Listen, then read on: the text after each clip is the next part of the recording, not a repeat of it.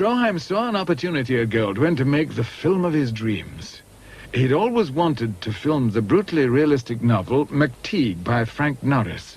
He called it Greed. Here he demonstrates the scene to actor Jean Hersholt.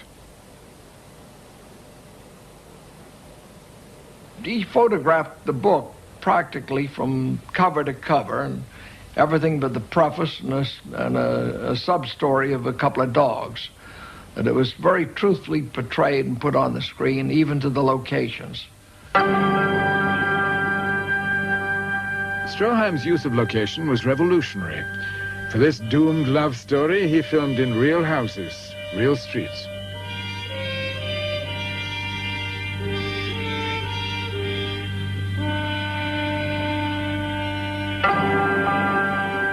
I felt the public had tired of the cinematic chocolate eclairs which had been stuffed down their throats, he said.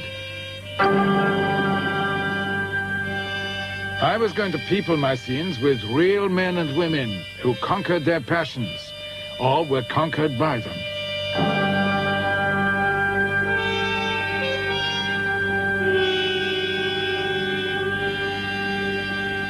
His attention to detail surpasses that of any director I have ever known or heard about. His sense of drama is absolutely exquisite.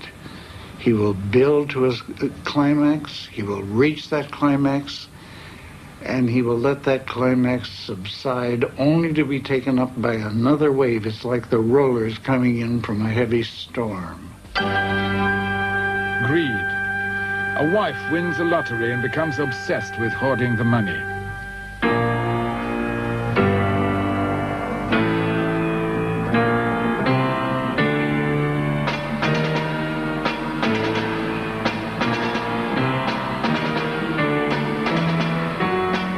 Keeps her husband McTeague penniless.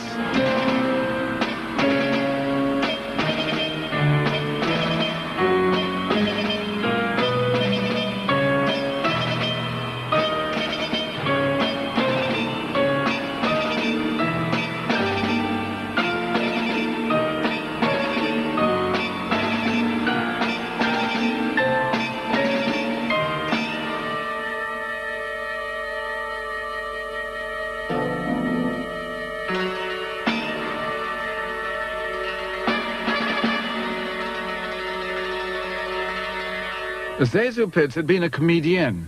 Stroheim tested her for the leading role. He wanted her to age with the story, but to start as an innocent young girl. Zazu was supposed to count the money, gold pieces, and Stroheim wanted her to have an expression as if she had an orgasm and she didn't know what he was talking about.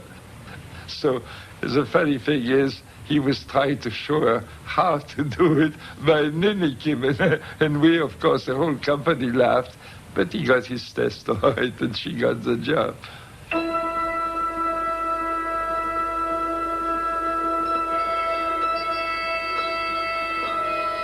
At the end of the film, McTeague has murdered his wife, taken the money, and fled to Death Valley to escape the law. Stroheim decided that Death Valley was the only place where he would like to shoot the picture.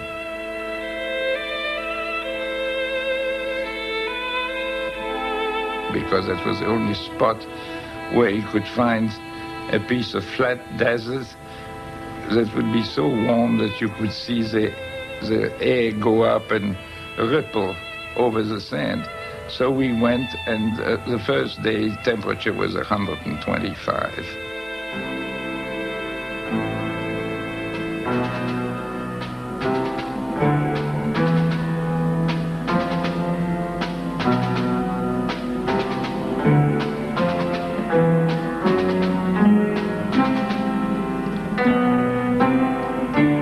So the cameras were protected with covers that were soaked in water, and that water would evaporate in about 5 minutes, but it kept the magazines cool. And Stroheim, he had a very funny get-up. He was dressed in shorts. He had yellow gloves, and he really thought he was on the Sahara Desert. one of our cooks died, and 2 or 3 people got very sick. I didn't wait to get sick. I said, you better send me home. McTeague's jealous friend, played by Gene Hersholt, has been made deputy sheriff and comes to arrest him. Stroheim yelled at us, recalled Hersholt, "Fight, fight! Try to hate each other as you both hate me." And that typified Von. To get realism, he would make you hate him.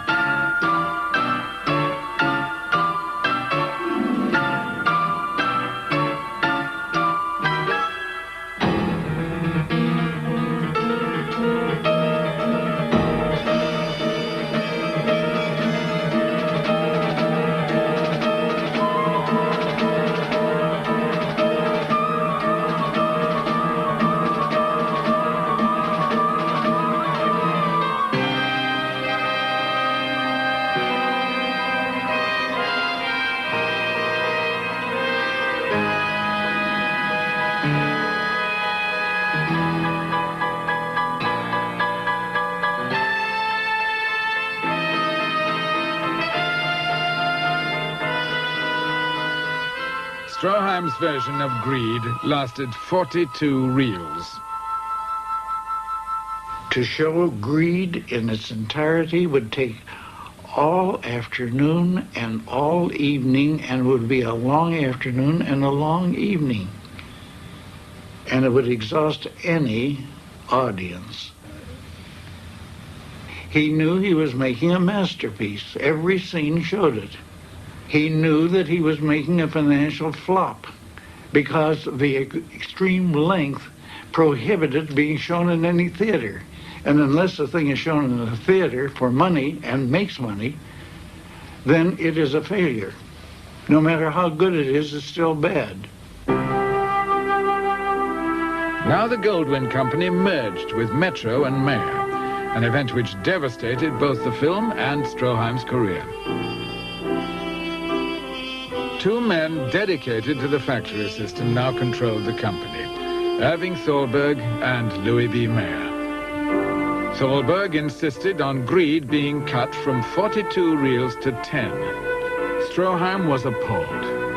A critic who saw the full version described it as the greatest film he had ever seen, but Thalberg's cuts were made. Carefully plotted motivations were removed, and with them sequences of beauty and power.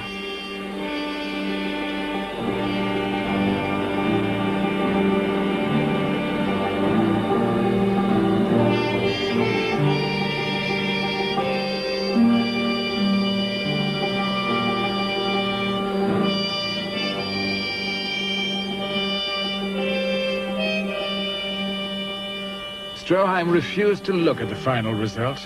The man who cut my film, he said, had nothing on his mind but a hat.